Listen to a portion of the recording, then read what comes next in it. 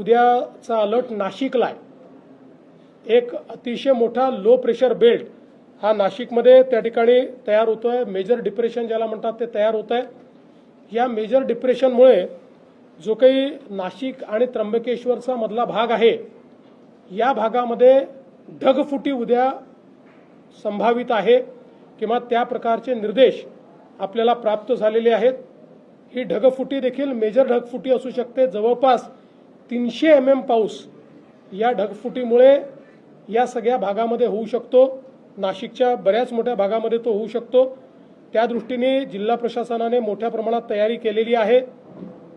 शाळांना सुट्टी देणं असेल किंवा जिथे पाणी साचू शकतं अशा भागात काम करणं असेल, नाशिक शहर असेल किंवा नाशिक जिल्हा असेल, जो ग्रामीणचा भाग आहे तो भाग असेल, या ठिकाणी वेगवेगळ्या प्रकारे अशा प्रकारच्या क्लाउड ब्रस्टमुळे जी परिस्थिती येऊ शकते त्याचं अँटिसिपेशन करून बऱ्याचशा उपाययोजना त्या ठिकाणी करण्यात आलेल्या आहेत।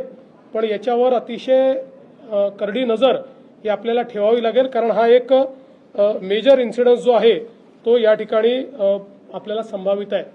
मुळामध्ये 8 तारखेपर्यंत सातत्याने आपल्याला हे सगळे अलर्ट्स आहेत।